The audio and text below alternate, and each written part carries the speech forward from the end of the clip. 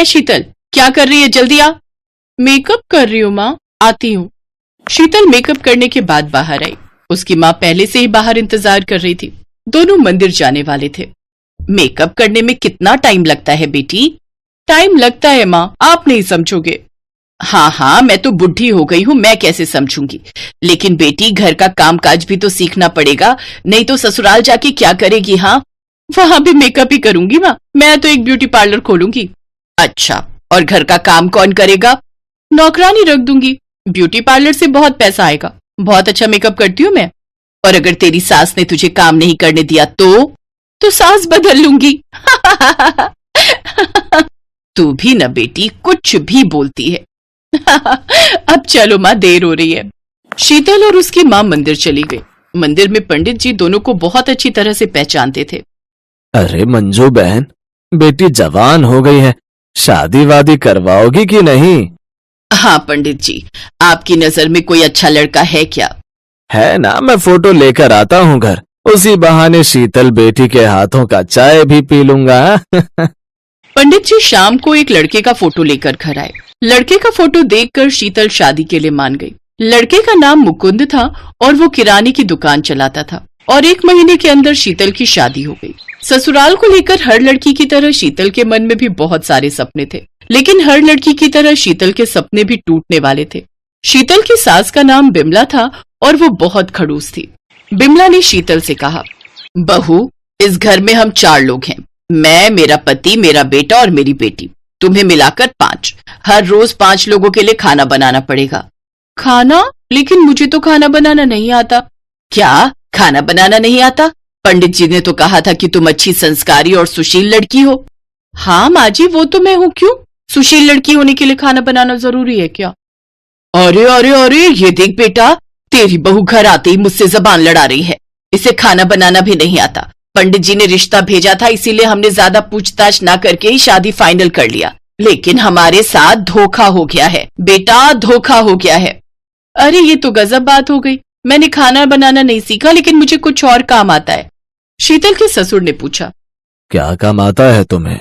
मुझे beauty parlour का काम आता है। मुझे मेकअप करना बहुत अच्छा लगता है और मैं एक ब्यूटी पार्लर भी खोलना चाहती हूँ।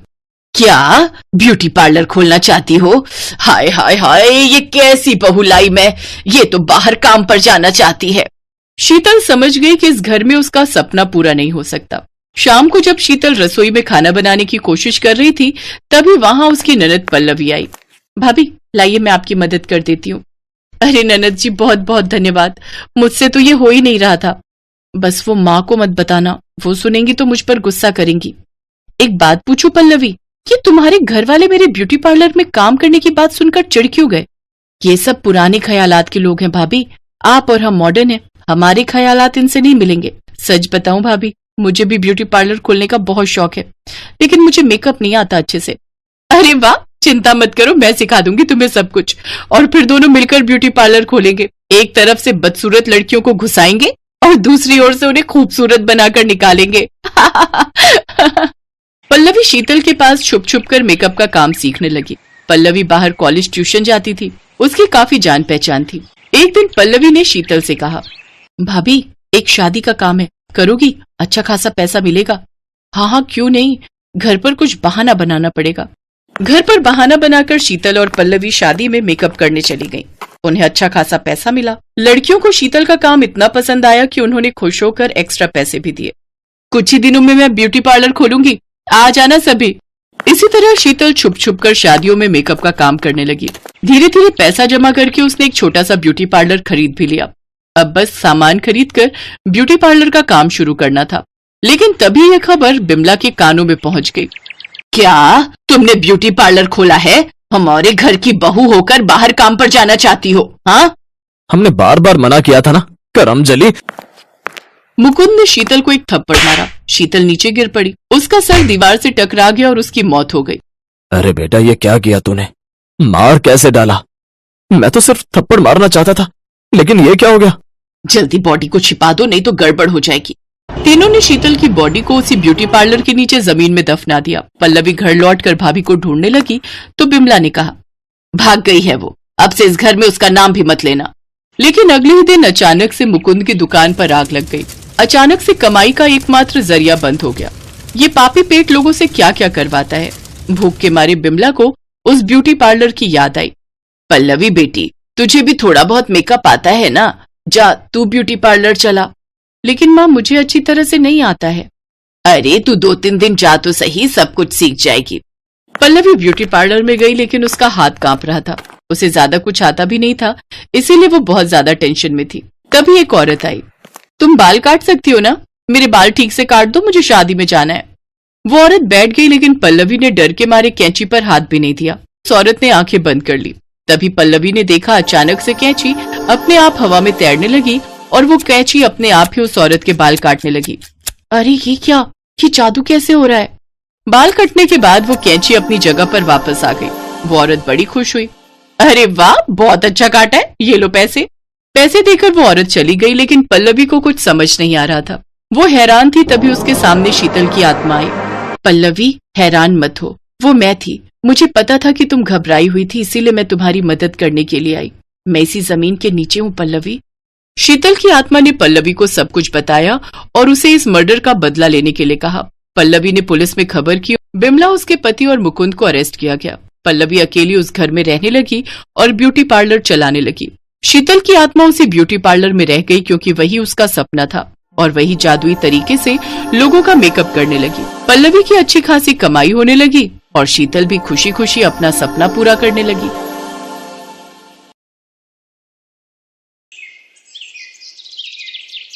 कोमल के चेहरे पर बचपन से ही काले धब्बे थे, इसलिए सब उससे नफरत करते थे।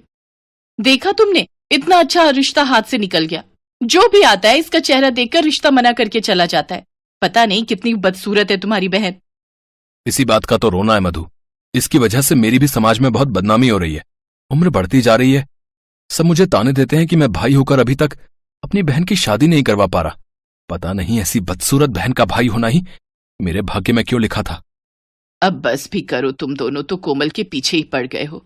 इसमें उस बेचारी की क्या गलती है? जब ये पैदा हुई थी तभी से इसके चेहरे पर यह निशान है। पर मेरी बेटी लाखों में एक है। कितनी गुणवती है, पूछो जरा मधु से। घर के सारे काम करके ये देती है, बाजार से सामान लाना, बनाना, सबकी देखभाल करना। अगर कोमल ना हो तो इस घर का क्या हाल हो, ये तुम नहीं जानते। माँ, भैया भाभी ठीक ही तो कह रहे हैं। मेरी वजह से इन्हें कितनी बातें सुनने को मिलती हैं। काश मैं पैदा होते ही मर जाती तो आज आप सब पर इतने दुख ना आते। कोमल, मेरी बच्ची, आज बोल दिया, आगे से ऐसा मत बोलना। तुम्हारे पिता के जाने के बाद तुम दोनों बच्चे ही तो मेरा सहारा हो। रमेश, अपनी बहन को गलत मत बोल। अगर उसे कुछ हो गया तो मैं तुझे कभी माफ नहीं करूंगी। अरे माँ जी, आप जानती नहीं हो, अभी तो ये रोकर चुप हो जाएगी, उसके बाद फिर से वही कहानी। कोई रिश्ता बताऊंगी इसके लिए तो इसकी शक्ल देखकर फिर रिश्ते के लिए मना हो जाएगा। अब सारी जिंदगी इसको हम घर पर थोड़ी रख सकते हैं, हमें भी अपना परिवार बनाना है। लोग तो बातें बनाएंगे ना कि कुमारी लड़की को घर पर बिठा रखा है। अपने भैया भाभी की बात सुनकर कोमल रोती हुई घर से बाहर चली गई और सड़क किनारे बैठ गई। कुछ देर तक कोमल ऐसे ही रोती रही। उसके बाद घर आई और उसने किसी से कुछ नहीं कहा, चुपचाप घर के काम किए और सो गई। अगले दिन जब कोमल सोकर उठी तो उसने देखा उसके कमरे की दीवार पर लगा हुआ शीशा गायब है। उसने बाहर जाकर अपनी माँ और भाभी से पूछा। माँ जी से पूछने की कोई जरूरत नहीं है, तेरे कमरे का शीशा मैंने ही लिया है। मेरा शीशा टूट गया था, इसलिए मैंने तेरे कमरे का शीशा उतार कर लगा लिया। वैसे भी तुझे अपना चेहरा देखने की कोई जरूरत नहीं है। तू देखने में इतनी बदसूरत है कि तेरे चेहरे में देखने लायक कुछ भी नहीं है। मधु, ये जो तुम्हारा व्यवहार है ना, बिल्कुल भी ठीक नहीं है। कोमल फिर से एक बार उदास हो जाती है। उसे अपने लिए बहुत दुख होता है। कोमल, तू मन छोटा मत कर। तू एक काम कर, तू बाजार से नया शीशा खरीद ला। फिर कहीं आना जाना होता है तो घर में और शीशा नहीं है। कोमल अपनी माँ से पैसे लेकर नया शीशा खरीदने के लिए चली जाती है। तभी एक बूढ़ी औरत भूखी प्यासी कोमल से कुछ खाने के लिए मांगती है। बेटी, कुछ पैसों की मदद कर दो, मेरा पोता बहुत बीमार है। घर में खाने के लिए कुछ भी नहीं है। मेरी बहू मेरी राह देख रही होगी, किसी ने भी मेरी मदद नहीं की। मेरी थोड़ी सी मदद कर दो बेटी, भगवान तुम्हारा भला करेंगे। अब क्या करूं, मेरे पास तो बस ये शीशे के ही पैसे हैं। क्या करूं, या तो इनको पैसे दे देती हूँ, बाद में शीशा खरीद लूंगी। मदद कर दो बेटी, तुम्हें बहुत दुआएं मिलेंगी। ये लो अम्मा, ये पैसे रख लो, तुम्हारे काम आएंगे। जीती रहो बेटी, आज तुमने मेरी मदद की है, देखना तुम्हारे साथ हमेशा अच्छा होगा। बूढ़ी औरत कोमल को दुआएं देकर वहां से चली जाती है। कोमल थोड़ा आगे जाती है तो उसे एक कबाड़ी वाला मिलता है। कोमल देखती है कबाड़ी वाले के ठेले पर एक पुराना शीशा रखा हुआ है। कोमल उससे पूछती है, भैया ये शीशा तुम मुझे बेच सकते हो? हाँ हाँ, क्यों नहीं। मैं तो वैसे भी इस शीशे को फेंकने वाला था, क्योंकि इस शीशे का फ्रेम टूटा हुआ है जी। कोई बात नहीं भैया, वो तो मैं लगवा लूंगी, पर मेरे पास 20 रुपए ही बचे हैं, अगर तुम इतने का दे सको तो। हाँ ले लो, कोई बात नहीं।